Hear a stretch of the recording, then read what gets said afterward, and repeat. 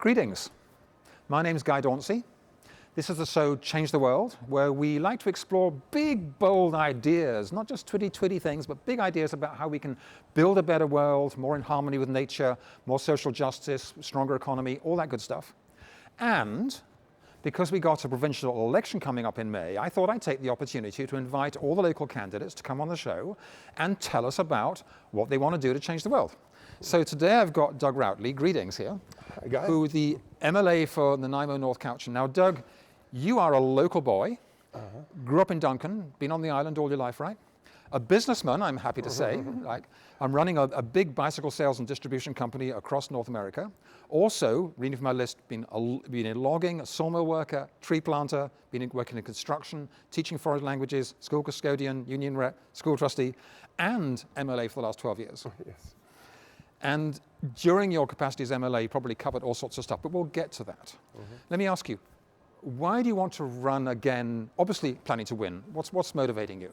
Well, I think the same thing that brought me into politics is the concern for social justice and a balanced approach to our communities and to serving the people that we're elected from. And I think that public education and public health care are so vital, the underpinnings of a healthy and sustainable economy and democracy.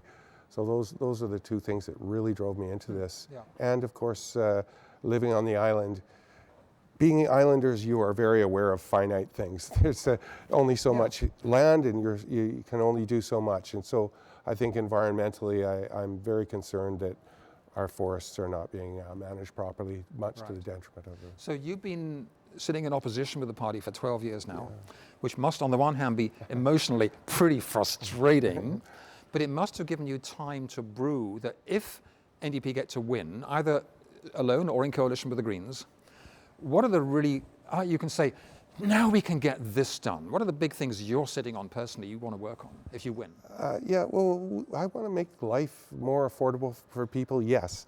But really, I want to engage people in their democracy again. I want to try to combat the cynicism that has so poisoned public life in Canada. It's very toxic to democracy, and I think people deserve to feel that their government is in their corner, that we are considering things as citizens of the community who care equally about social, environmental, and economic justice. So those are the big things that I want to see addressed, and I think the way to do that is to be authentic and to bring forward the big ideas that you're asking for. And since we're on the topic of government, getting money out of politics, where does that fit into the whole thing? Yeah, well, with $13 million last year for the BC Liberals, 60% from corporations, 20% from individuals. Do you think that generates cynicism? Absolutely, and it's it's fundamental to democracy that it be free from that kind of influence. I mean, we represent people. We don't represent corporations or unions. At least we shouldn't. And everywhere else in Canada has much more stronger when I look rules. at America, I think of it as almost a completely corrupted democracy, totally owned by big money. When I look at Canada, I look at BC and saying, we're running close. We are. No, we've seen our public policy sold off to forest companies. We've seen it sold off to the independent power producers on the run-of-the-river, BC Hydro bankrupting essentially. Those are decisions that were made without any consideration of your children, my children, or anyone else other than the people who donated to the BC Liberals. So what's the NDP change that you'd bring in around financing? We'll ban corporate and union donations. We will limit the size of personal donations. To how much? Well, I don't think John has come out. And in Alberta, I think it's 4,000. Federally, it's 1,100. Yeah. But the key is that you get the big money out of politics. Yes. With the NDP, 20% of our funding comes from unions, 60% from individuals under $250. Wow, there you go. So that's, I think, how political parties should be supported by the people they represent. And as you see governments and parties taking huge payments from corporations and then see the public policy flow to harm the environment or release them of any kind of a responsibility, that's a direct connect that nobody misses. So it's time, I think, for us to reacquaint people with the notion that they're in charge. And it would be equal, the same for every party. So it's a fair, fair exactly. arrangement. Yeah. A level playing field, which we absolutely do not have right now. What about getting young people more engaged in politics? Yeah, well, we've proposed lowering the registration age to 16 so that kids will be registered while they're in high school. Pre-registered. Yeah, so that they're ready to vote and they have the necessary steps. They won't have to take that difficult step of finding out how to register when they're 18. Why don't you say go the whole thing and let them vote at 16? Yeah, well, I don't know if that's been said by the leader of the party, John Horgan, but any way we can engage young people is good for democracy. Is it a tension for you when you're on the hustings and doing interviews like this? You know, here's what the party is saying, and to suppress what if you're thinking something personal that's different. I would like to think that the MLAs and the candidates all had different thoughts, and it's a big stew pot, and the NDP's sorting it all out. Absolutely, we do, and we work to consensus in caucus. We don't simply, it's not mob rule. So it's really important to me that I reflect my constituency or the constituency. If there was a caucus debate on having votes for 16-year-olds, which way would you be voting? You'd have to convince me of voting for it. Right now, I would be uncertain about that because of I agree with registering at 16, but I would be uncomfortable given life experience to move it to a younger age. But I stand to be convinced. I mean, I think one of the downsides of politics is it's very binary. It's yes or no, and you can't evolve your thinking. Right. You know, any evolution of thinking in politics is portrayed as flip-flopping or being uncertain. So let me jump to a big new topic. Well, not new. The climate crisis. How serious do you think the climate crisis is? Oh, it's absolutely serious. I grew up in Duncan, and we used to be able to skate a month, maybe 2 months even sometimes. This last winter was an anomaly and really reminded me of those days, but my grandfather remembers Brentwood Bay freezing over down in Victoria. Whoa, that's seawater. Right around the edge of the bay. So in our lifetimes, we've seen this this shift, and particularly in the recent decades with the mountain pine beetle epidemic and the challenge that our salmon are facing, on the coast here. It is undeniable. It is a serious impact, and I think when we look at our climate plan, and I'm going to jump to that now if you don't mind. Yeah, I want you to. Well, we have basically 5 principles, and the first overriding principle is that any climate change plan needs to be judged by whether or not it reduces emissions. Yes. So we can't simply, as is the proposal of the current government, go on and on and on trying to restrict the growth. We've got to turn it around. And so that's the number 1 principle that we apply to this. I'll come back to that when you cover the other ones. Absolutely. Okay. So what are the other principles? Well, to use the federal legislated carbon tax of $50 per ton per metric in 2022, I think. So rather than wait until that time, we are going to phase it up in 3 steps. Okay. At least 3 steps in the first 3 years, so that we can have the resources from the carbon tax rather than pretending there's a revenue neutrality, which is in fact subsidizing corporations through corporate tax break, actually applying that to reduce emissions. Right. We can use the income to invest in bike trails or transit or whatever it might be. Transit, retrofitting public buildings, and create jobs in every community. If you're retrofitting schools and courthouses. And private houses. Yes, and private houses as well, yes.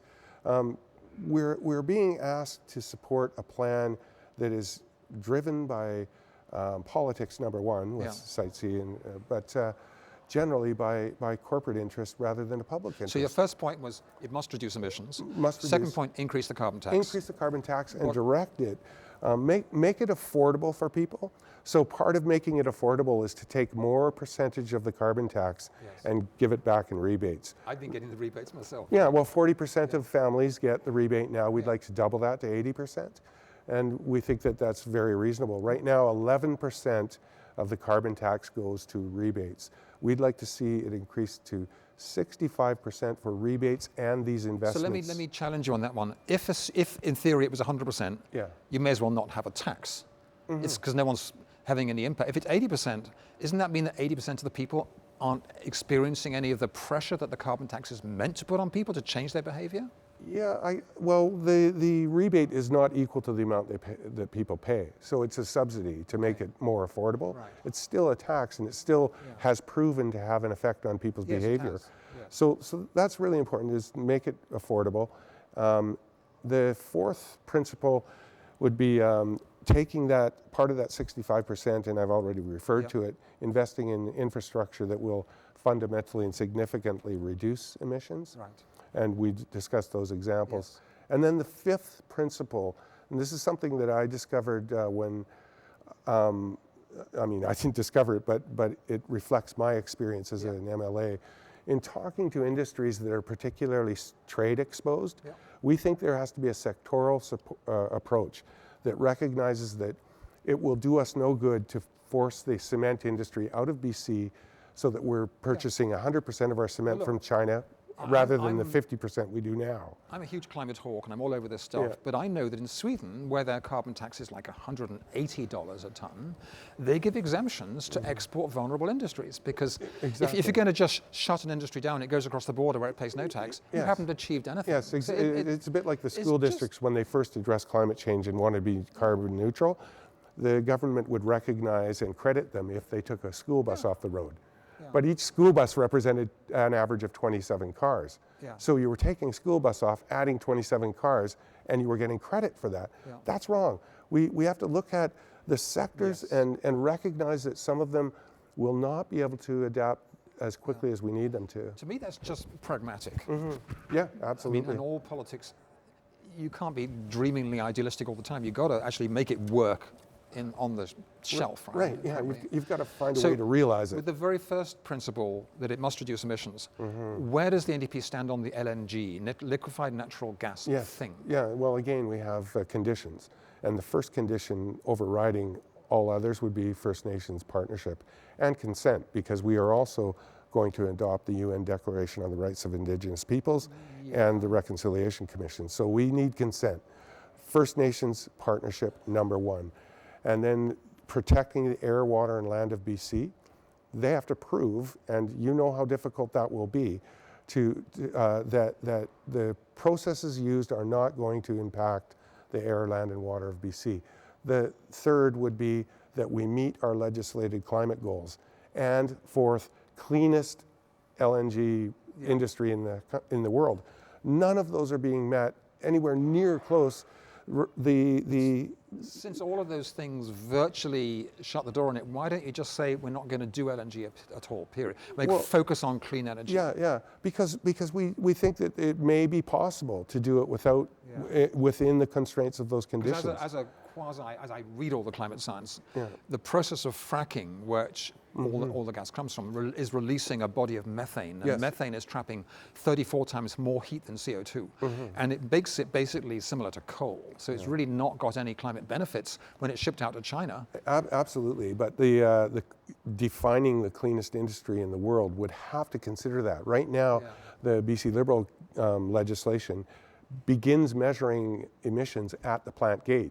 70% of the emissions are, as you say, from wellhead to plant gate. So they're left out now. So where does the Site C dam proposal fit into this?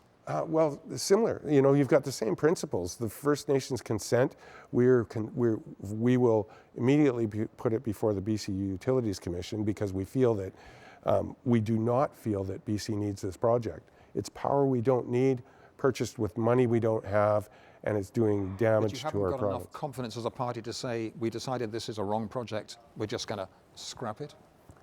If that's the determination, we absolutely have that in mind. If it turns out that the BCUC says it's not in the interests of British Columbians, but if on the other hand First Nations do consent, if on the other hand the other considerations and conditions are met, we're open to projects. But that one, as it stands now, they do not have First Nations consent. They are going to flood enough Class A agricultural land to feed 1 million people. It's unbelievable. 1,600, I believe, First Nations archaeological and cultural sites. So I founded the BC Sustainable Energy Association, so I looked into this in depth, and frankly, Wind energy is totally competitive with hydropower, but I think there was some rigging of the numbers to make it not so. With wind energy, you can expand module by module as the power demand is needed, not all at once, and have just as many really well-paying jobs. Yeah, absolutely. We totally agree with that. We have another program that we're offering British Columbians called Power BC, where we're going to, rather than focus on 1950s thinking and flooding river valleys in order to create energy, we're going to invest in, part of it will be the retrofit programs that we talked about earlier, but also investments in renewables, in solar and wind, and allow BC Hydro to do that work. When the BC Liberals brought in their legislation that dictates who can create power, they left hydro out of that picture. So the public utility has been harnessed with paying unaffordable rates dropped on them by the BC Liberals, but not allowed to participate in renewable energy development. Yeah, I mean, we're going to differ on this one because I think that all around the world, the private sector, when it comes to things like solar, obviously solar is clearly done by private sector. It's all little companies. And I think wind fits into the same category, big dams, other story. Anyway, we've got, time is not of our friend here. Change topic, the poverty issue. The fact that we're the only province without an anti-poverty strategy. We got a third of people unable to purchase a house at all because the gap between affordable and non-affordable is just like growing so massively. I foresee a horrible future in which a third of the people are trapped, ending up struggling with bad landlords, living in trailer parks, and the other third are happily getting their property prices inflating and laughing. Something wrong with that picture. Well, yeah, there's something wrong with it. It's not, you indicated you're afraid of a future like that. It's here. It is. It's here. You're right, it is. You know, where people are being evicted from trailer parks in order, mobile home parks in order to realize the value on the land. Put a condo up or whatever. And as the pressure on land values increased, the Liberals took away the penalties for doing that for manufactured home park owners. I didn't know that, So in so many ways, they've taken direct policy steps that have made people more vulnerable. You know, made people more vulnerable to poverty, and we've seen the loss of 30,000 forestry jobs, the creation of so many part-time jobs, lowest wage growth in Canada with the highest costs of living. So we've many times brought forward legislation and will, when we're elected, to establish a poverty reduction plan. And a poverty reduction plan essentially coordinates the services of government in order to uplift people more effectively. Is it the kind of thing that's going to take 3 years to do, and is there something right out the gate you can get moving with? Well, Newfoundland, when they introduced their poverty reduction plan, they went from the 9th place, the second highest poverty rates, up to 6th within, I think, the first 5 years. So it's a significant change, and that's you're talking about tens of thousands of families being lifted up. And some of that is tangible stuff like minimum wage and payments for disability and stuff like that? Yes, and coordinating housing policy with health policy, with transportation policy and transit policy, trying to make public policy work as a foundation for people, particularly those who struggle. You know, Rick Doman, he was the CEO of Western Forest Products and now lives in Alberta, but he's a wonderful guy, and he once said to me, you know, if you were running a railroad and you had a train and wanted to make it go faster and run more smoothly, would you focus all of your resources on the fastest, most fancy cars that you own? No, you would make sure that the cars that are struggling, that have problems, will keep up and be allowed to keep up. So $15 minimum wage? Yeah, $15 minimum wage. We've committed to over 4 years to bring that, and then and then also attach that to the cost of living so that in the future it's more... It's fixed, it's going to... it remains fair. Any other quick hits around poverty reduction? Housing. Housing is a huge piece. And co-op housing, there was, I think, 40,000 units built in the 90s. Then as soon as the Liberals came in, they canceled all of the BC housing plans. You know, we would like to take a bigger investment into affordable housing. I did a big piece for the Tyee around 22 strategies to tackle the housing crisis, and I did the numbers using stuff from the CCP. The Centre for Alternative Policy. And I realized we need between 10 and 20,000 houses every year in BC as a whole. And I interviewed the guy from the Nanaimo Affordable Housing Society, he said that, and I asked him, as a result of the recent Liberal federal and provincial, how many new units will there be? He said, well, there'll be 140 new units for Nanaimo, but his waiting list is 4,000. Yeah. So it's really much bigger scale. Yeah, and it's a long story that I could make kind of short. Yes. Okay, in the late 90s, the federal government, Liberal government, stopped transfers for housing. Several provinces continued funding, and the NDP in the 90s, as well as Quebec, kept their housing programs going. When the BC Liberals came in, they canceled that. Yeah. Finally, the federal government came back into funding housing, but the Liberals had made a promise for 5,000 long-term beds. So they took that money and put it into assisted living, which is an important part of the solution. Yes. But it meant that only seniors, only people with multiple barriers were being served.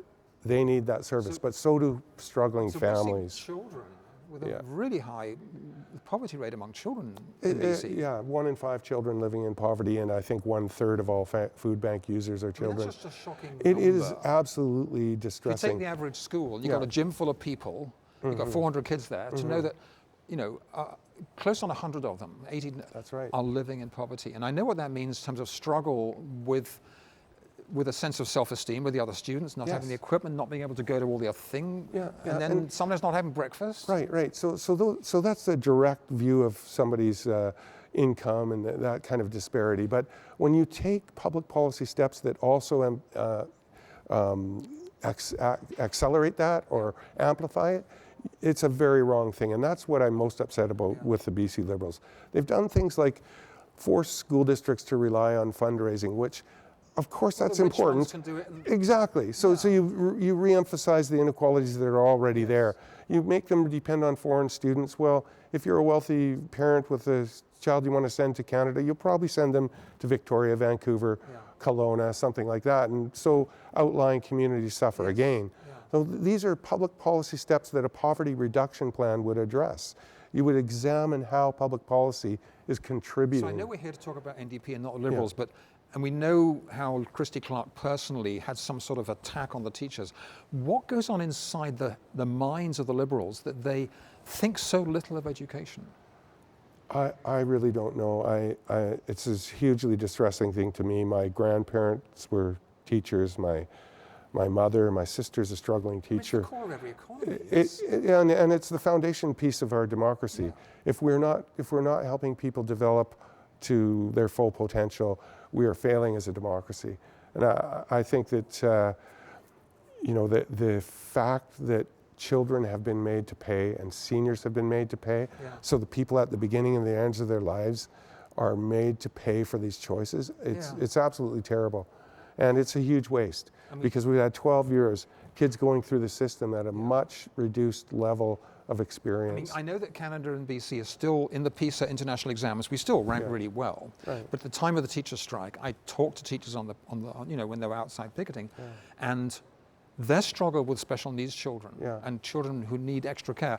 One teacher said to me when she started her career like 27 years ago, there might be 1 in a class, and now there's 4. Yeah. Well, my mom, when she was teaching, was very good with kids with behavioral deficits and problems. And so her class size was always adjusted to help her. Right. They were able to do those things. They can't now. Two things though. My sister is a teacher who last year struggled with a class with 3 grade levels and 8 special needs children. She had 1 full-time aide in her class. And it just about killed her. It almost pushed her out of the profession she loves. Yeah. So this is a really, really terrible outcome. And when you look at the experience of kids in school, yes, you can say that their test scores are better here and there. But when I taught in Japan, I taught English in Japan. Japanese teachers, principals, business people would come and say, "We admire you so much in Canada because you teach your kids to think critically. You take the time to bring the best out of your children." I've taught Japanese students here on the island, and behaviorally, you couldn't complain, right? Because they're not going to say a word. Yes. But they're also not going to venture out. They're not going to venture out. No. Yeah. My students were like that. They were so afraid of making a mistake. My youngest student was 3. My oldest student was 80, and he was a hotel owner who He really just wanted to talk. So I'd bring lessons plans, and after a few times I realized, he just wants to have lunch and talk. So we did, and he wanted to learn idioms. So so we're getting too far off topic here. I'm sorry. Farming on the island. I know lots of young people who want to farm and find it frustrating. We're importing 95% of our food. What's the NDP approach to actually helping young farmers? We just announced today, actually, and this is 41 days before the election for people who are listening. I expect that you're listening when it's more like 25. But today we announced that we will be reintroducing the Buy BC program, which was so successful in the 90s in encouraging the purchase of BC products. But by people, but the key now would be to encourage school districts, hospitals, all public entities to use more food and, local food, BC produced food. So why is it that in the Okanagan you're getting an apple from Chile when the farmer does? It makes absolutely no sense. And so I've seen the work that's been done examining how quickly we could become self-sufficient in the products that we would be purchasing. And here on the island, we would be self-sufficient in the products that we're producing within 6 or 7 years. It's a limited range of products. What percentage of the public purchasing was focusing on local? That was a Vancouver Island Health study that showed, I think, 12% of the purchase. So it's a fairly small amount and would have not a debilitating impact on their budget, but would keep all of that in our local economies, supporting farmers, obviously the right thing to do. Yeah, it's the same young people who are sort of feeling shut out of politics a bit and frustrated, and the millennials, they're seeming to have to work a lot harder because the rents are higher, the house prices are higher to get ahead. Well, What about childcare? Is there a program around? When you look at millennials, you brought up millennials. We've got 1 minute left, so quickly on childcare, we've just seen work that showed that BC has the worst economy for millennials. Oh, wow. And so worst performing. And so childcare is a huge piece of that. In most communities, childcare is at least the second highest cost for families. So, obviously $10 childcare is more than a social service. It's an economic infrastructure program, and we're going to invest in it and bring it. So we've got a minute left. I'm going to invite you to talk straight to camera. Okay. And give them your pitch as to why you want to do this. Camera's over here. Well, first I'd say thank you for allowing me to do this for 12 years, 3 terms, serving wonderful communities that I grew up in. But I want to do it because I really believe in this province, the potential of its people, and I want to see a more just society, a more just economy, and a more sustainable environment, all the things we care about. And I'm ready to work hard for that. Well, I know how hard you've been working and how much the canvassing and the electioneering takes. Well, thanks for coming on the show. Thank you, Guy. Good luck for all this in the future. Thank you. My name's Guy Dauncey. This has been the show Change the World. If you enjoy this kind of debate, tune in next week or later this week, and you'll have more of the same. And if you have ideas for someone you know who'd be good to come on the show, get in touch with our producer and let me know, and we'll have you right here. Thanks for watching. Bye-bye.